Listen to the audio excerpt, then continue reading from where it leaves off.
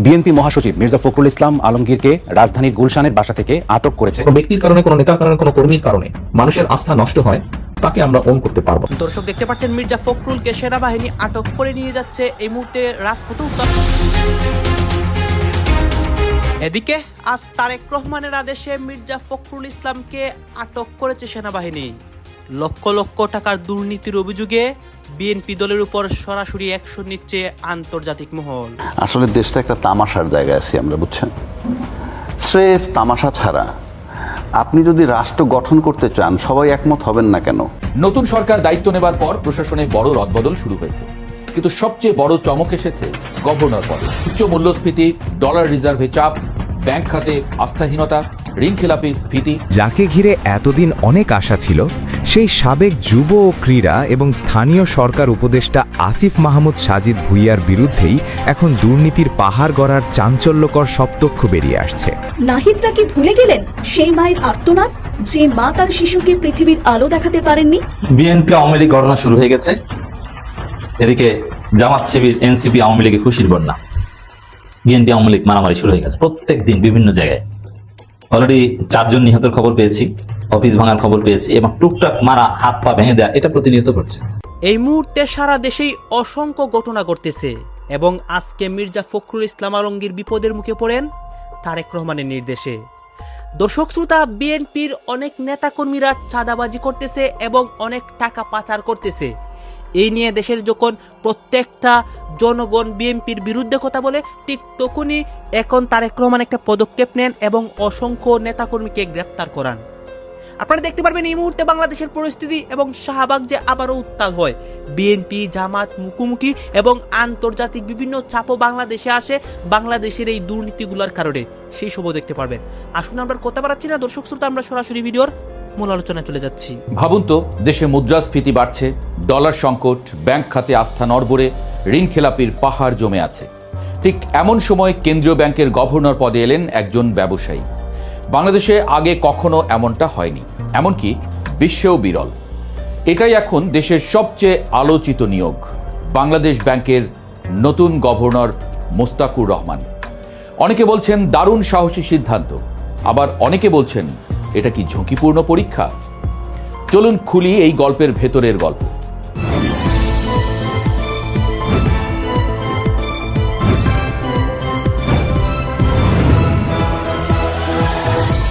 একজন কানাডীয় নাগরিককে 2013 সালে গভর্নর করে চমকে দিয়েছিল যুক্তরাজ্য। তিনি ছিলেন মার্ক ক্যানয়। আগে ছিলেন ব্যাংক অব কানাডার গভর্নর, পরে হন ব্যাংক অব ইংল্যান্ডের গভর্নর। বিশ্ব মন্দার সময় কানাডাকে সামলে তোলার সাফল্যই তাঁকে এনে দেয় ব্রিটিশ আস্থা। একই ব্যক্তি 2 দেশের কেন্দ্রীয় ব্যাংকের প্রধান, ইতিহাসে বিরল। কিন্তু লক্ষ্য করুন, কার্নি ছিলেন অর্থনীতিবিদ, আন্তর্জাতিক আর্থিক ব্যবস্থার অভিজ্ঞ খেলোয়াড়। বাংলাদেশে এবার যে চমক, সেটি ভিন্ন প্রকৃতির। এখানে একজন আপাদমস্তক ব্যবসায়ী এলেন কেন্দ্রীয় ব্যাংকের শীর্ষ চেয়ারে। এটাই এখন আলোচনার কেন্দ্রবিন্দু।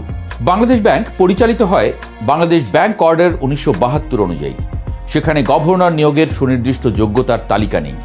সরকার নিয়োগ দেবে, মেয়াদ 4 বছর, ব্যাস। অর্থাৎ আইনি বাধা নেই, কিন্তু প্রশ্নটা আইনের নয়, নীতির।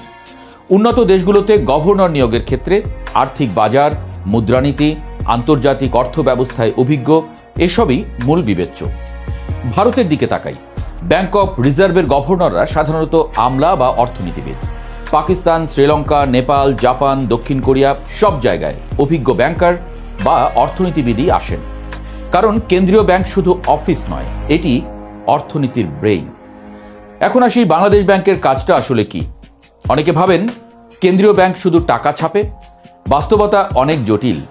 বাংলাদেশ ব্যাংকের মূল কাজ অনেক: মূল্যস্ফীতি নিয়ন্ত্রণ, মুদ্রা এবং ঋণ নীতি নির্ধারণ, ব্যাংক এবং আর্থিক প্রতিষ্ঠান তদারকি, ডলার রিজার্ভ রক্ষা, পেমেন্ট সিস্টেম সচল রাখা, সরকারকে অর্থনৈতিক পরামর্শ দেওয়া, অর্থাৎ অর্থনীতির লাস্ট লাইন অফ ডিফেন্স। যদি ব্যাংক খাতে কেলেঙ্কারি হয়, যদি ডলার সংকট দেখা দেয়, যদি মুদ্রাস্ফীতি নিয়ন্ত্রণের বাইরে যায়, সবার চোখ পড়ে গভর্নরের দিকে। অর্থাৎ আগুনের উপরে বসা এক চেয়ার। 60-70-এর দশকের উচ্চ মূল্যস্ফীতির সময় যুক্তরাষ্ট্রকে বাঁচিয়েছিলেন ফেড চেয়ারম্যান পল ভলকার। তখন থেকেই বিশ্বের ধারণা পোক্ত হয় কেন্দ্রীয় ব্যাংককে হতে হবে শক্ত, স্বাধীন, প্রযুক্তিগতভাবে দক্ষ। ভারতের সাবেক গভর্নর রাঘুরাম রাজন বলেছিলেন, গভর্নর শুধু ব্যাংকের প্রধান নন, তিনি পুরো অর্থনীতির ঝুঁকি ব্যবস্থাপক। এই পদটি সূক্ষ্ম দড়ির উপর দিয়ে হাঁটার মতো। একদিকে সরকারকে সহযোগিতা, অন্যদিকে সরকারের ভুল সিদ্ধান্তে সতর্কবার্তা। তাই গভর্নরকে হতে হয় অরাজনৈতিক, নিরপেক্ষ এবং সাহসী। নতুন সরকার দায়িত্ব নেবার পর প্রশাসনে বড় রদবদল শুরু হয়েছে, কিন্তু সবচেয়ে বড় চমক এসেছে গভর্নর পদে। কেন? সম্ভবত দুটি কারণে। এক, ব্যাংক খাতে দীর্ঘদিনের দুর্বলতা এবং অনিয়ম। দুই, ব্যবসায়ীদের মানসিকতা বোঝার প্রয়োজন। ঋণখেলাপি কেন বাড়ে? কেন বড় ব্যবসায়ী গোষ্ঠী বারবার পুনঃতফসিল সুবিধা পায়? কেন বিশেষ সুবিধা প্রত্যাশা তৈরি হয়? একজন ব্যবসায়ী হয়তো এই সংস্কৃতির ভেতরের মানসিকতা ভালো বুঝতে পারবেন, কিন্তু বোঝা আর নিয়ন্ত্রণ করা দুটি ভিন্ন বিষয়। কেন্দ্রীয় ব্যাংকের কার্যকারিতা নির্ভর করে তার স্বাধীনতার উপর। সরকার যদি সুদের হার কমাতে চাপ দেয়, ডলার বিক্রি করতে বলে বা নির্দিষ্ট গোষ্ঠীকে সুবিধা দিতে চায়, গভর্নর কি না বলতে পারবেন? বাংলাদেশ ব্যাংক অর্ডারের 38A ধারায় বলা আছে, গভর্নরকে বছরে একবার সংসদীয় কমিটিতে উপস্থিত হয়ে মুদ্রানীতির রিপোর্ট দিতে হবে। বাস্তবে এটি কখনো হয়নি। অর্থাৎ স্বাধীনতাও নেই, জবাবদিহিও নেই। এই দুইয়ের মাঝখানে দাঁড়িয়ে আছে প্রতিষ্ঠানটি। নতুন গভর্নর কি এই সংস্কৃতি বদলাতে পারবেন? একজন ব্যবসায়ী সাধারণত লাভ, ক্ষতি, ঝুঁকি ফেরত, বাজারের সিগন্যাল এসব খুব দ্রুত ধরতে পারেন। এটি বড় শক্তি। কিন্তু কেন্দ্রীয় ব্যাংকের কাজ লাভ করা নয়, বরং স্থিতিশীলতা রক্ষা করা। ব্যবসায়িক দ্রুত সিদ্ধান্ত অনেক সময় কেন্দ্রীয় ব্যাংকে বিপজ্জনক হতে পারে, কারণ এখানে প্রতিটি সিদ্ধান্তের প্রভাব পড়ে কোটি মানুষের উপরে। সুদের হার 1% বাড়লে বা কমলে লাখো পরিবার, হাজারো প্রতিষ্ঠান প্রভাবিত হয়। এখানে আবেগ নয়, তথ্য ও বিশ্লেষণই চূড়ান্ত কথা। নতুন গভর্নরের সামনে রয়েছে নানাবিধ চ্যালেঞ্জ। উচ্চ মূল্যস্ফীতি, ডলার রিজার্ভে চাপ, ব্যাংক খাতে আস্থাহীনতা। যাকে ঘিরে এতদিন অনেক আশা ছিল, সেই সাবেক যুব ও ক্রীড়া এবং স্থানীয় সরকার উপদেষ্টা আসিফ মাহমুদ সাজিদ ভুইয়ার বিরুদ্ধেই এখন দুর্নীতির পাহাড় গড়ার চাঞ্চল্যকর সব তথ্য বেরিয়ে আসছে। রাজপথ থেকে শুরু করে দুর্নীতি দমন কমিশন বা দুদক কার্যালয়, সবখানেই এখন আসিফ মাহমুদের দুর্নীতির গল্প। তার বিরুদ্ধে 1000 কোটি টাকার বিশাল অঙ্কের অর্থ আত্মসাৎ এবং অবৈধ সম্পদ অর্জনের প্রাথমিক অভিযোগ জমা পড়েছে দুদকে। এই ঘটনা পুরো দেশকে নাড়িয়ে দিয়েছে। বিশেষ করে একদল বিক্ষোভকারীর তোপের মুখে পড়ে দুদক যখন এই অভিযোগ গ্রহণ করতে বাধ্য হলো, তখন থেকেই বিষয়টি নিয়ে সাধারণ মানুষের মধ্যে তীব্র উত্তেজনা দেখা দিয়েছে। আসিফ মাহমুদের মতো একজন মানুষের বিরুদ্ধে যখন এত বড় অভিযোগ ওঠে, তখন সেটা আর সাধারণ কোনো বিষয় থাকে না। এই বিশাল দুর্নীতির জাল কিভাবে বিছানো হয়েছিল, কারা এর পেছনে কলকাঠি নেড়েছে এবং কিভাবে জনগণের টাকা পকেটে ভরা হয়েছে, তা নিয়ে এখন চারদিকে কানাঘুষা চলছে। আজকের ভিডিওতে আমরা আসিফ মাহমুদের এই কথিত দুর্নীতির আদ্যোপান্ত এবং তার পেছনের কারিগরদের নিয়ে বিস্তারিত আলোচনা করব। আসিফ মাহমুদের এই দুর্নীতির গল্পের প্রধান খলনায়ক হিসেবে যার নাম সবচেয়ে বেশি আসছে, তিনি হলেন তার সাবেক এপিএস মোয়াজ্জেম হোসেন। অভিযোগ উঠেছে যে আসিফ মাহমুদের ক্ষমতার দাপট দেখিয়ে এই মোয়াজ্জেম হোসেনই মূলত দুর্নীতির সাম্রাজ্য গড়ে তুলেছিলেন। সরকারি বিভিন্ন বড় বড় প্রকল্পের টেন্ডার বাণিজ্য থেকে শুরু করে বদলি সিন্ডিকেট এবং নিয়োগ দুর্নীতি, সবখানেই মোয়াজ্জেমের হাতের ছাপ পাওয়া গেছে। এই মোয়াজ্জেম হোসেন আসিফ মাহমুদের অত্যন্ত বিশ্বস্ত ছিলেন এবং সেই সুযোগ নিয়েই তিনি শত শত কোটি টাকা হাতিয়ে নিয়েছেন বলে অভিযোগ জমা পড়েছে। টেন্ডার বাণিজ্যের মাধ্যমে তিনি নির্দিষ্ট কিছু ঠিকাদারি প্রতিষ্ঠানকে কাজ পাইয়ে দিতেন এবং বিনিময়ে নিতেন মোটা অঙ্কের কমিশন। এই বদলি সিন্ডিকেট এতই শক্তিশালী ছিল যে মোটা অঙ্কের টাকা ছাড়া কোনো গুরুত্বপূর্ণ পদে পোস্টিং পাওয়া অসম্ভব হয়ে দাঁড়িয়েছিল। আর সরকারি চাকরিতে নিয়োগের ক্ষেত্রেও যে দুর্নীতির অভিযোগ উঠেছে, তা শুনে যে কেউ চমকে উঠবেন। এই সব দুর্নীতির মাধ্যমে উপার্জিত অর্থের একটি বড় অংশ আসিফ মাহমুদের মাধ্যমেই লেনদেন হয়েছে বলে ধারণা করা হচ্ছে। ইতোমধ্যে আদালত মোয়াজ্জেম হোসেনের ওপর দেশত্যাগের নিষেধাজ্ঞা জারি করেছে, যাতে তিনি পালিয়ে যেতে না পারেন। দুদক এখন তার সম্পদের উৎস নিয়ে দিন-রাত অনুসন্ধান চালাচ্ছে। এই দুর্নীতির বিষয়টি কেবল দুদকের ফাইলেই সীমাবদ্ধ নেই, এটি এখন রাজনৈতিক অঙ্গনেও বড় ইস্যু হয়ে দাঁড়িয়েছে। গত ১৯ জানুয়ারি যখন নির্বাচন কমিশন ঘেরাও কর্মসূচি চলছিল, তখন জাতীয়তাবাদী ছাত্রদলের সাধারণ সম্পাদক নাসির উদ্দিন আসিফ মাহমুদের বিরুদ্ধে সরাসরি হাজার কোটি টাকার দুর্নীতির বোমা ফাটান। তিনি গণমাধ্যমের সামনে স্পষ্ট করে বলেন যে আসিফ মাহমুদের এই ১,০০০ কোটি টাকার দুর্নীতি এখন বাংলাদেশের মানুষের কাছে ওপেন সিক্রেট, অর্থাৎ সবাই জানে যে দুর্নীতি হয়েছে, শুধু সময়ের অপেক্ষা ছিল এটি সামনে আসার। নাসির উদ্দিন আরও দাবি করেছেন যে দেশের মাটিতেই আসিফ মাহমুদের এই বিশাল দুর্নীতির বিচার নিশ্চিত করা হবে। রাজনৈতিক নেতাদের এমন সরাসরি অভিযোগ আসিফ মাহমুদের জন্য পরিস্থিতি আরও কঠিন করে তুলেছে। যখন মাঠ পর্যায়ে রাজনীতি থেকে এমন দাবি ওঠে, তখন বুঝতে হবে আগুনের শিখা অনেক দূর ছড়িয়েছে। সাধারণ মানুষ এখন জানতে চায় ছাত্র আন্দোলনের ফসল হিসেবে আসা একজন উপদেষ্টা কিভাবে এত অল্প সময়ে এমন বিশাল অঙ্কের দুর্নীতির সাথে জড়িয়ে পড়লেন। আসিফ মাহমুদ যখন স্থানীয় সরকার মন্ত্রণালয়ের দায়িত্বে ছিলেন, তখন সেই মন্ত্রণালয়ের বিভিন্ন উন্নয়ন প্রকল্পে দুর্নীতির এক নতুন ধরন চালু হয়েছিল বলে অভিযোগ উঠেছে, যাকে বলা হচ্ছে 10% কমিশন বা 10% বাণিজ্য। স্থানীয় সরকার মন্ত্রণালয়ের অধীনে হাজার হাজার কোটি টাকার কাজ হয়, আর সেই সব কাজ থেকে 10% করে কমিশন পকেটে পুরতেন আসিফ মাহমুদ ও তার সিন্ডিকেট, এমনটাই অভিযোগে বলা হয়েছে। বিশেষ করে নির্দিষ্ট কিছু ঠিকাদারি প্রতিষ্ঠানকে কাজ পাইয়ে দেওয়ার জন্য তিনি তার পদের অপব্যবহার করেছেন। অভিযোগ আছে যে যারা 10% কমিশন দিতে রাজি হতো তারাই কাজ পেত, আর যারা সৎভাবে কাজ করতে চাইতো তাদের পাত্তাই দেওয়া হতো না। এভাবে সরকারের কোটি কোটি টাকা উন্নয়ন প্রকল্পের নামে আসিফ মাহমুদের পকেটে চলে গেছে। উন্নয়ন প্রকল্পের মান নিয়ে প্রশ্ন থাকলেও কমিশনের টাকা নিতে ভুল হয়নি। এই 10% বাণিজ্যের বিষয়টি মন্ত্রণালয়ের ভিতরেও চাঞ্চল্য সৃষ্টি করেছে। বাংলাদেশের নতুন সরকার আসছে, এর আগে যে সরকার ছিল সেটা হলো উপদেষ্টাদের সরকার, মানে অন্তর্বর্তীকালীন সরকার। জনাব মোহাম্মদ ইউনূস সাহেবের আন্ডারে অনেকজন উপদেষ্টা ছিলেন এবং তারা এই 18 মাস জনগণের সেবা করেছেন। জনগণের সেবা করতে যেয়ে এখন চলে যাওয়ার পর তাদের সম্পর্কে বহু ধরনের ঘটনা আমরা শুনছি, বহু ধরনের আলোচনা আমরা শুনছি, অনেক অন্যায় অবিচারের কথা শুনছি, অনেক টাকা পয়সা লুটপাটের কথা শুনছি, এবং দুদকে অনেকগুলো মামলা হয়েছে সেটাও আমরা শুনছি।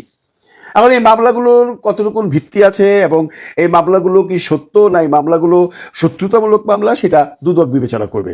তবে যাদের সম্পর্কে অভিযোগগুলো এসছে তারা অনেকদিন যাবতই বিভিন্ন মহলে অভিযুক্ত ছিল, এবং এমন কথাও শোনা যাচ্ছে যে এই সমস্ত উপদেষ্টারা সব পালিয়ে যাবে, কেউ এখানে থাকবেন, এবং কয়েকজন তো পালিয়েই গেছেন। যেমন মিস্টার তৈয়ব চলে গেছেন, তারপর লুৎফে সিদ্দিকী চলে গেছেন, আলী রিয়াজ সাহেব চলে গেছেন। আলী রিয়াজ সাহেবের সম্পর্কে যদিও কোনো আর্থিক কেলেঙ্কারি নেই, ওনাদের সম্পর্কে আর্থিক কেলেঙ্কারি ছিল, কিন্তু ওনারা কোনো রকম জবাবদিহিতা না দিয়েই চলে গেছেন, এবং বাকিরা যাবার জন্য প্রস্তুতি নিচ্ছেন।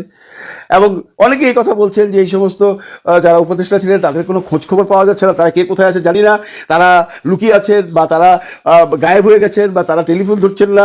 এই ধরনের বিভিন্ন মুখরোচক সংবাদ মাধ্যমে আসছে, এবং এই কথাও আসছে যে professor doctor Mohammad Yunus sir সম্পর্কে মামলা হবে, মামলা হলে হবে, সেটা উনি ফেস করবেন। এবং অনলাইনেও যারা উপদেষ্টা আছেন তারা সব ভীত সন্ত্রস্ত, মোটামুটি কারোর সাথে কোনো কন্ট্যাক্ট রাখছেন না, এবং তারা যে কি করছেন এটা কেউ এখন পর্যন্ত জানতে পারছে না।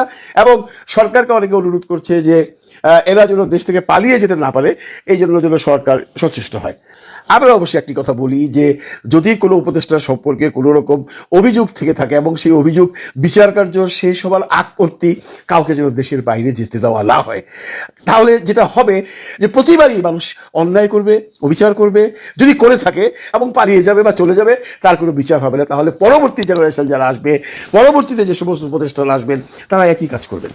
তো যারা এই উপদেষ্টা পরিষদে ছিলেন সবার কথা বলছিলাম, বেশ কয়েকজনের নামে বেশ মামলা হয়েছে বা দুদকে অভিযোগপত্র দাখিল হয়েছে। দুদক এগুলোকে পর্যবেক্ষণ করছে বা পরীক্ষা নিরীক্ষা করছে। এই পরীক্ষা নিরীক্ষা করবার সময় তারা যেন দেশত্যাগ করতে না পারেন সেই ব্যাপারে সরকারের দৃষ্টি দেওয়া উচিত। তাহলে মানুষের মধ্যে একটা স্বস্তি আসবে, এবং যাদের সম্পর্কে এই সমস্ত অভিযোগগুলো আসছে তারা যেন প্রমাণ করতে পারে যে তাদের এই অভিযোগগুলো টোটালি মিথ্যে। এবং বিভিন্ন কন্টেন্ট দেখলে মনে হয় তারা সব ভীত সন্ত্রস্ত হয়ে গেছে, তারা সব গর্তে ঢুকে গেছে, কাউকে নাকি কোথাও পাওয়া যাচ্ছে না। কিন্তু একটা মজার ছবি আজকে প্রথম আলোতে দিয়েছে, যেটা দেখবার পর আপনি নিজেও একটু হাসবেন, মুচকি হাসবেন যে কি ভাই এত কথা বলা হচ্ছে এদের সম্পর্কে, ও মা এটা তো দেখছি বেশ ডাটেই আছে। ছবিতে দেখুন, এটা ফয়জুল কবির সাহেবের বাড়িতে, মানে তার সরকারি বাসভবন মিন্টু রোডে ইফতার পার্টি হচ্ছে। এখানে আছেন প্রধান উপদেষ্টা বাবেলু বিধান রঞ্জন রায় পোদ্দার, জাহাঙ্গীর আলম চৌধুরী সাহেব, সিআর আবরার, ফয়জুল কবির খান, সালাউদ্দিন আহমেদ, অধ্যাপক ডক্টর মোহাম্মদ ইউনূস, আহসান এইচ মনসুর ও শেখ বশিরউদ্দিন। আর এই ছবিটাতে দেখো তাদের পরিবাররা বেশ হাস্যোজ্জ্বলভাবে ইফতার পার্টি করছে। এই ছবি দেখলে কিন্তু মনে হয় না যে তারা সবাই খুব একটা টেনশনে আছে বা তারা সবাই চলে যাবার জন্য বা পালিয়ে যাবার একটা ব্যবস্থা করছে। তবে এখানে এই ছবিতে একটি মজার জিনিস আছে, বেশ কয়েকজন অভিযুক্ত। দর্শক আপনারা তো দেখলেন এখানে কি কথা হচ্ছে, অনেকে কিন্তু অনেক কথা বলতেছে, অনেকে আলোচনা করতেছে, অনেকে সমালোচনা করতেছে। বিশেষ করে এখানে আমরা দেখতে পাচ্ছি যে দেশের রাজনীতির প্রেক্ষাপটের মধ্যে যে নতুন অনেক ঘটনা ঘটে এবং অনেক দুর্নীতির কথা বা অনেক উপদেষ্টাদের কথা, এগুলা নিয়েই কথা হয়ে গেছে। এই বিষয়গুলো দেখে এবং দেশের রাজনীতির প্রেক্ষাপটগুলো নিয়ে আপনার মন্তব্য কি? আপনাদের গুরুত্বপূর্ণ মন্তব্যটা অবশ্যই আপনারা আমাদের কমেন্ট বক্সে লিখে যাবেন। সর্বশেষ আপনাদের কাছে আমাদের রিকোয়েস্ট থাকবে, আপনারা আমাদের চ্যানেলে নতুন দর্শক হয়ে থাকলে চ্যানেলটি সাবস্ক্রাইব করবেন এবং পাশে থাকা বেল বাটনটি বাজাবেন যাতে করে নেক্সট ভিডিওটা সবার আগে আপনাদের কাছে পৌঁছে যায়। ধন্যবাদ।